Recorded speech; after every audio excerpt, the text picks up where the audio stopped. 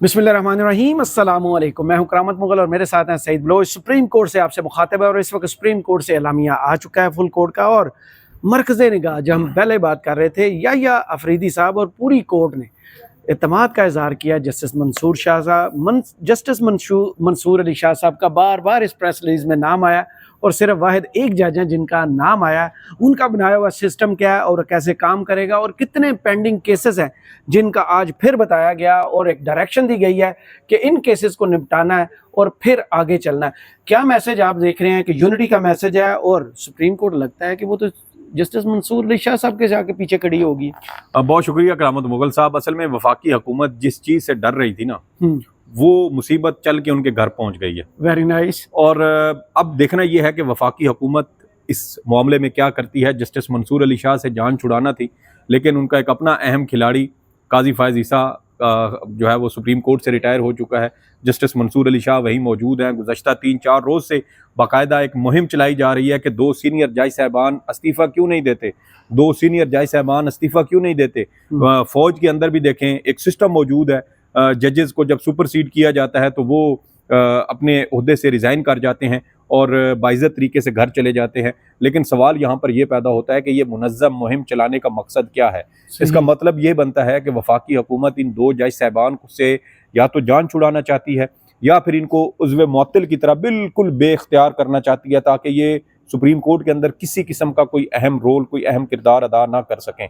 और इसी हवाले से एक अहम सवाल फिर ये भी पैदा होता है कि अगर फ़ौज के अंदर किसी जूनियर जर्नैल को आर्मी चीफ लगाया जाता है तो सीनियर रिज़ाइन कर जाते हैं। वहाँ पर तो आपने सल्यूट ठोकना होता है, सलाम करना होता है। यहाँ पर तो नहीं है। अब ये तो नहीं होता कि जस्टिस मंसूर अली शाह साहब आ रहे हो, आगे जस्टिस या अफरीदी साहब खड़े और मंसूर अली शाह साहब वहीं से सल्यूट मार दें, सर कैसे हैं आप, बहुत बहुत मुबारक हो। तो ये जजेस में इक्वल वोट होता है, सारे एक ही बेंच का हिस्सा होता है। आर्मी में डिफरेंट होता है, यहाँ का स्ट्रक्चर आर्मी में एक बकायदा उनका एक माइंडसेट डिफरेंट है ना। आप एक स्ट्रक्चर देखें, हायरार्की देखें सुप्रीम कोर्ट की और वहाँ की, तो ये एक 2 डिफरेंट बिल्कुल अप्रोचेज हैं। ये वैसे ही है जैसे आप एंड्रॉइड फोन को आईफोन के साथ कंपेयर करने बैठ जाए। अब ऐसे ना करें तो आप इस तरह करने बैठ तो वो कोई मुवाजना बनता नहीं है। तो दूसरी अहम बात यह है कि सुप्रीम कोर्ट ऑफ पाकिस्तान में इस वक्त भी जस्टिस मंसूर अली शाह बज़ाहिर ताकत में नजर आते हैं। अगरचा वो चीफ जस्टिस पाकिस्तान नहीं बन सके, उनका रास्ता वफाकी हुकूमत की जानिब से रोक दिया गया,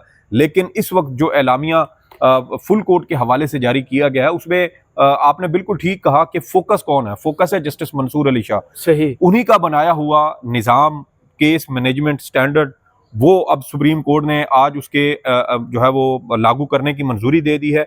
2 दिसंबर को दोबारा सुप्रीम कोर्ट का फुल कोर्ट इंतजामी इजलास होगा, जिसके अंदर गुज़श्ता 1 माह की यानी आज 28 अक्टूबर से लेके 2 दिसंबर तक या 1 दिसंबर तक की जो कारकर्दगी होगी उसके तहत उसका जायजा लिया जाएगा और देखा जाएगा कि क्या मुकदमात में कमी वाक़ई हुई है या नहीं। 59,191 केसेस बताए गए हैं, ये ज़ेर इल्तवा हैं, इनको जल्द निपटाने का प्लान भी दिया गया। और उसमें देखें कि गुज़श्ता रोज जो काज लिस्ट जारी हुई थी उसमें भी 8 बेंचेस थे। ज्यादा बेंचेस अगर आप देखें तो वो 2-2 जजेस पर मुश्तमिल बेंचेस हैं। सुप्रीम कोर्ट में ऐसे हजारों केसेस पड़े होंगे जो मामूली से फौजदारी मुकदमात होंगे या मामूली से सिविल जो डिस्प्यूट्स हैं, तनाज़ात हैं, उससे मुतल्लिक मुकदमात होंगे। तो उसके लिए कोई 3 रुकनी बेंच बनाने की ज़रूरत ही नहीं है। आप 2 रुकनी बेंच बनाएं, 2 रुकनी बेंच के सामने कसीर तादाद में ज़्यादा से ज़्यादा मुकदमात लगाएं जो एक बेंच एक दिन में आराम से सुन सके और उसके ऊपर फैसले कर सके। जल्दबाजी ना हो कि लोगों को इंसाफ मिलने की बजाय उनका इंसाफ का जो है वो कत्लेआम होता रहे। तो एक तो ये अप्रोच है जिसके तहत कि आप ज़्यादा से ज़्यादा मुकदमात लगा सकते हैं। दूसरा इसमें यह है कि जस्टिस मंसूर अली शाह साहब के पास बहुत सारे ऐसे आइडियाज़ थे। अगर वो चीफ जस्टिस पाकिस्तान बन जाते तो ADR के हवाले से आपको पता है कि वो सुप्रीम कोर्ट की ही जो इंतज़ामी साइड पर एक कमेटी बनाई गई थी उसके भी वो सरबराह रहे हैं। और जो ये सालसी के हवाले से जो तनाज़ात हल करने का एक पैरेलल सिस्टम लाने की कोशिश की जा रही है, ताकि उसकी वजह से भी डिस्ट्रिक्ट लेवल पर ऐसे ऑफिसेज बनाए जाएं, ऐसे मराकज़ बनाए जाएं जहां फ्रीकैन को वहां बुलाया जाए, उनसे डिस्प्यूट के हवाले से बातचीत की जाए और उनके जो तनाज़ात हैं वो अदालतों से वहाँ मराकज़ में शिफ्ट किए जाए और वहाँ पर उनका हल निकाला जाए। तो अदलिया के अंदर जो कहा जा रहा है कि 24 लाख के करीब मुकदमात ज़ेर इल्तवा हैं, 24 लाख के करीब उन मुकदमात को जल्द से जल्द निपटाया जा सकता है। जस्टिस मंसूर अली शाह ADR या जो मसालियाती तनाज़ात सेंटर होते हैं उसके हवाले से बहुत ज़्यादा पुरुमीद रहे हैं कि इसके बगैर हम पाकिस्तान के अंदर ज़ेर इल्तवा 24 लाख मुकदमात को कम नहीं कर सकते। तो यहाँ जैसे आपने कहा कि इस आज का जो एलामिया है उसका फोकस है जस्टिस मंसूर अली शाह साहब। तो हुकूमत तो वीडियो लिंक के जरिए सऊदी अरब में बैठे थे, वहां से वो वीडियो लिंक के जरिए इस इजलास में शरीक हुए हैं और ये इंतहाई अहम बात है। और साथ ही मैं ये भी समझता हूँ कि आज दर हकीकत सुप्रीम कोर्ट के जवाब दे दिए। वो जो हम कह रहे थे सरप्राइज आएगा, बड़ा स्ट्रॉन्ग किस्म का रद्द अमल आएगा, वो यही है कि जस्टिस मंसूर अली शाह साहब का बार बार नाम प्रेस रिलीज में होना। देखें, नाम होगा, उसके अलावा हुकूमत के लिए खतरे की घंटी है कि हुकूमत जस्टिस मुनीब और जस्टिस मंसूर अली शाह को रास्ते से हटाने की कोशिश कर रही है। तो जैसे मैंने कहा कि गुज़श्ता 3-4 रोज आप उठा के देख लें, बाकायदा हुकूमती मजदूर सहाफ़ी इस बात की मुहिम चला रहे हैं कि जस्टिस मंसूर और जस्टिस मुनीब रिजाइन क्यों नहीं कर रहे हैं। फौज के अंदर ये सिस्टम है कि जूनियर को प्रमोट किया जाए तो वो सीनियर छोड़ देते हैं। तो जैसे हमने कहा कि वहाँ बिल्कुल एक डिफरेंट माहौल, एक डिफरेंट अप्रोच, एक डिफरेंट स्ट्रक्चर है, यहाँ सुप्रीम कोर्ट के साथ आप उसका मुवाजना कर ही नहीं सकते। दूसरी अहम बात यह है कि अगर सुप्रीम कोर्ट ऑफ पाकिस्तान और chief justice Yahya Afridi justice Mansoor Ali Shah के ही बनाए गए जो मुख्तलिफ प्लान्स हैं, जो अदलिया की इस्लाहात के हवाले से, अदलिया में ज़ेर इल्तवा मुकदमात के हवाले से, और साथ ही सुप्रीम कोर्ट ऑफ पाकिस्तान के जो और बहुत सारे इंतज़ामी मसाइल हैं उसके हवाले से अगर जो उन्होंने कुछ मंसूबे बना के रखे हैं, अगर वो चीफ जस्टिस साहब जस्टिस मंसूर अली शाह को एतमाद में लें, और ये भी हो सकता है कि कुछ ऐसे प्रोजेक्ट्स हो सकते हैं जो अदलिया में इस्लाहात के हवाले से हो, तो वो आप जस्टिस मंसूर अली शाह के हवाले कर दें कि भाई ये इनका माजी आपस में कैसा है, कुछ अपकलेश को दोस्त हैं। अच्छा, दोस्त हैं और गुज़श्ता यूं कह लें कि कोई 40 साल जी कॉलेज के ज़माने से दोस्ती है, यूं कह लें कि कोई 45-50 साल पुराना साथ है, इनका दोस्तियां हैं। और फिर उसके बाद प्रैक्टिस में देख लें, इकट्ठे वकालत भी करते रहे, फिर लीगल फर्म भी बनाई, वहाँ पर भी इकट्ठे रहे। तो बहुत सारे पुराने ताल्लुकात हैं, उसकी बुनियाद पर ये हालांकि काजी साहब के साथ भी थे, लेकिन काजी साहब का इख्तिताम क्या हुआ, मेरे ख्याल में ये भी मौजूदा चीफ जस्टिस के लिए एक तरह से आंखें खोलने के लिए काफ़ी है कि बिला वजह गैर ज़रूरी तौर पर चीज़ों को उलझाना, उसको खींचना, सियासी अज़ाइम रखना और सियासी अज़ाइम के ज़रिए अपने ही ब्रदर जजेस की तज़हीक और उनकी तजलील करना, और फिर साथ ये भी कहना कि सुप्रीम कोर्ट के फैसलों पर अमल दरामद ना किया जाए। तो ये मेरे ख्याल में इस सोच को ख़त्म होना चाहिए। और यहाँ पर यह भी जो है वो देखने की ज़रूरत है कि क्या नए चीफ जस्टिस इस सारे मामले में जस्टिस मंसूर अली शाह के साथ किस हद तक खड़े होते हैं, क्योंकि जिस वक्त हम ये वीडियो रिकॉर्ड कर रहे हैं इस वक्त भी वफाकी हुकूमत की ये पूरी कोशिश है कि जस्टिस मंसूर अली शाह को रास्ते से हटाया जाए। इस्तीफ़ा देने पर मजबूर तो नहीं कर सकते, लेकिन इस्तीफ़े देने के हवाले से उन पर दबाव बढ़ाया जा सकता है, उनके लिए मसाइल पैदा किए जा सकते हैं। और मसाइल पैदा करने का अहम तरीन रास्ता कौन सा है? मुतनाज़ा कानून साजी की जाएगी, मुतनाज़ा आईनी तरामीम की जाएंगी, और उन आईनी तरामीम से या कानून साजी से सवाल ही कर लेता हूं, 27वीं तरमीम की यही तैयारी जारी है। जी यही तैयारी है का, वही कि जैसे ज़मीन पर बात आए कोई फिक्स किया जाए उन्हें इसमें। देखिए मैंने इस हवाले से दो जजेस जिनसे हमें छुटकारा चाहिए, अब वही जजेस जो हैं वो मरकज़े निगाह होगी। जी मैंने रात को यही वीडियो की थी और मैंने ये कहा था कि मंगल के रोज़ यानी कल, अब इम्कान ये है कि ये मुजवज़ा जो तरमीम है प्रैक्टिस एंड प्रोसीजर कानून में, वो कल आ सकती है। और अगर कल ये तरमीम लाई जाती है कानून में, और जैसे कि अब आपने कहा कि आईनी तरमीम के अंदर अब जो ताज़ा 7 दिन के अंदर अब वो एक नई चीज़ सामने आ रही है, वो ये है कि जो सुप्रीम कोर्ट का प्रैक्टिस एंड प्रोसीजर कानून है उसको किसी तरीके से आईनी तरमीम का भी हिस्सा बनाया जाए। और आईनी तरमीम में हिस्सा बनाने के लिए इसको कैसे इस पर काम किया जा सकता है, और इसके जरिए जस्टिस मंसूर अली शाह और जस्टिस मुनीब अख्तर का रास्ता कैसे रोका जा सकता है, ये बड़ा अहम नुक्ता है। और वो कैसे हो सकता है? वो ये हो सकता है कि सुप्रीम कोर्ट ऑफ पाकिस्तान के जो सीनियरिटी है उसको फिक्स कर दिया जाए 27वीं आईनी तरमीम के जरिए। और 27वीं आईनी तरमीम में आप सीनियरिटी कैसे फिक्स करेंगे? सीनियरिटी आप ऐसे फिक्स करेंगे कि आईनी तरमीम के अंदर ये एक शिक शामिल की जा सकती है वफाकी हुकूमत की जानिब से कि जो सुप्रीम कोर्ट की सीनियरिटी लिस्ट जारी होगी या अपडेट होगी किसी भी जज के चीफ जस्टिस बनने के बाद, तो जिस नंबर का, अब चूंकि 3 जजेस का पैनल है, फर्ज करें कि जस्टिस याहिया अफरीदी साहब चीफ जस्टिस बने हैं तो वो तीसरे नंबर पे थे, तो जो ऊपर वाले 2 हैं वो सीनियरिटी लिस्ट में शामिल ही नहीं होंगे।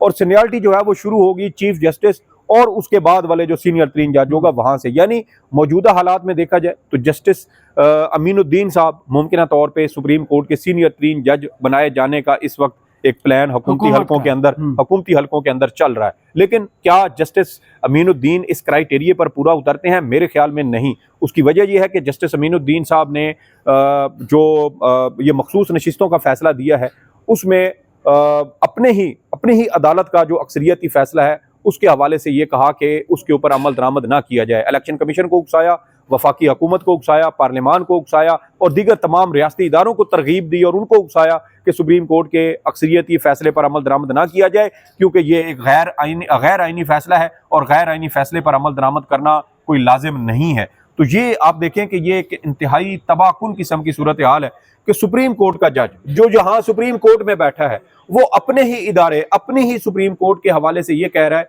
कि इस फैसले के ऊपर अमल दरामद ना किया जाए। ऐसे फैसला इख्तिलाफी नोट दे गए हैं काजी साहब, और काजी साहब के अंडर इन्फ्लुएंस थे ये जजेस। जी, और देखें कि काजी साहब के हवाले से जस्टिस मंसूर अली शाह ने क्या अल्फाज इस्तेमाल किए, शर्मनाक, उसके अलावा तौहीनामेज, घटिया और साथ अदालती गद्दार।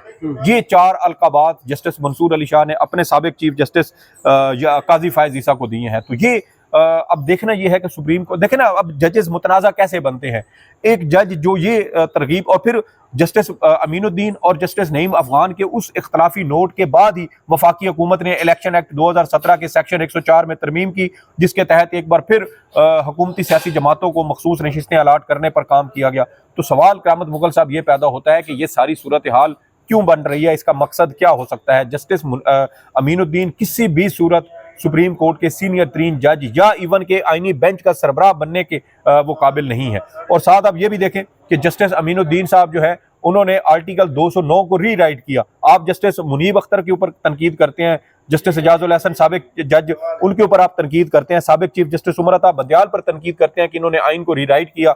आपने आफिया शहर बानो केस में 7.5 माह पुरानी एक ज़ायदुल मियाद दरखास्त को काबिल समात करार दिया, उसके ऊपर एतराज़ात भी नहीं लगाए, ना रजिस्ट्रार ऑफिस ने उसके ऊपर एतराज़ात लगाए। ज़ाती दुश्मनी थी, इस्टेब्लिशमेंट और मुस्लिम लीग नून की ख्वाहिशात थी कि जस्टिस मज़ाहिर नकवी को फिक्स किया जाए, उनको जो है वो इबरत का निशान बनाया जाए। और आपने जुडिशल काउंसिल की कार्रवाई के दौरान कार्रवाई रोक कर आफिया शहर बानो अपील दायर करवाई अटॉर्नी जनरल के जरिए, और उसके ऊपर जस्टिस अमीनुद्दीन की सरबराही में बेंच बना और उस बेंच ने यह कहा कि एक इस्तीफा देकर जाने वाले जज के खिलाफ भी आप कार्रवाई कर सकते हैं। आर्टिकल 209 में कहाँ लिखा हुआ है कि एक जज अगर इस्तीफा देकर चला जाए तो आप उसके खिलाफ कार्रवाई कर सकते हैं? वहां पे लफ्ज है जज ऑफ द सुप्रीम कोर्ट।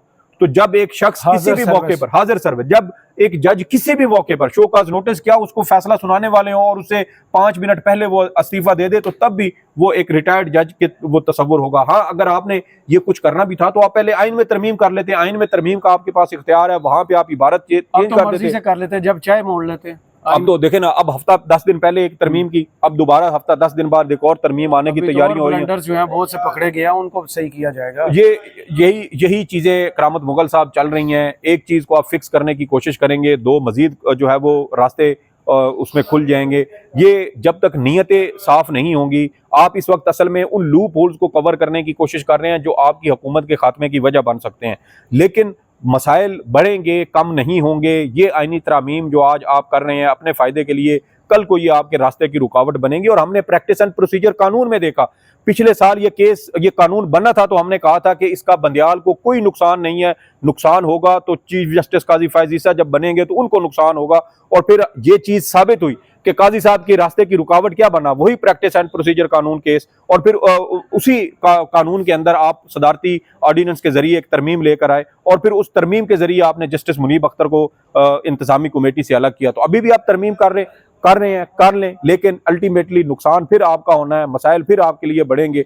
और ये चीज़ें माजी का जो है वो रिकॉर्ड है, माजी इस हवाले से गवाही दे रहा है कि हुकूमत जो है वो ना पहले किसी अच्छे वो एक माहौल में थी, ना इस वक्त एक अच्छे माहौल में है। सुप्रीम कोर्ट के अंदर हमें तकसीम नहीं बल्कि इत्तेहाद नज़र आ रहा है। जस्टिस मंसूर अली शाह और सुप्रीम कोर्ट मुतहिद हैं। जस्टिस मंसूर अली शाह सऊदी अरब में थे, लेकिन उनके सऊदी अरब में होने के बावजूद फुल कोर्ट इजलास हुआ और उनको उसमें दावत भी दी गई, साथ शरीक भी किया गया, उनकी तजावीज़ पर भी अमल किया गया, उनका बनाया हुआ प्लान भी सुप्रीम कोर्ट ने मंजूर कर लिया और फिर उस प्लान के ऊपर अमल दरामद के लिए भी बाकायदा मंजूरी दे दी गई। 2 दिसंबर को दोबारा फुल कोर्ट का इजलास होगा। तो सुप्रीम कोर्ट के अंदर तकसीम करने या जस्टिस मंसूर अली शाह और जस्टिस मुनीब अख्तर को मौजूदा चीफ जस्टिस याहिया अफरीदी के साथ लड़वाने या उनके साथ किसी किस्म का टकराव पैदा करने की जो कोशिशें या प्लान किया जा रहा था वो सारे हो चुके हैं चौपट। और इस वक्त लगता ये है कि चीफ जस्टिस की कुर्सी पर जस्टिस याहिया अफरीदी साहब बैठे हैं, लेकिन फैसले सुप्रीम कोर्ट का मगज दिमाग वो मेरे ख्याल में जस्टिस मंसूर अली शाह होंगे, क्योंकि जस्टिस मंसूर अली शाह के बारे में ये कहा जाता है कि काजी साहब के जो ग्रुप था ना उसका भी जो एक दिमाग कह लें वो दिमाग जस्टिस मंसूर अली शाह ही थे। तो अगर अभी भी सुप्रीम कोर्ट के तमाम अहम फैसलों के पीछे जो सोच है वो justice Mansoor Ali, brain of supreme court वो जस्टिस मंसूर अली शाह है, तो फिर इसका मतलब ये है कि हुकूमत के लिए कोई अच्छे दिन नहीं बल्कि बुरे दिनों का आगाज होने वाला है। बहुत शुक्रिया सईद बलोच साहब आपके तजिए का। कमेंट्स बॉक्स में ज़रूर बताइएगा वीडियो आपको कैसी लगी। इजाज़त दीजिए, अल्लाह हाफिज़।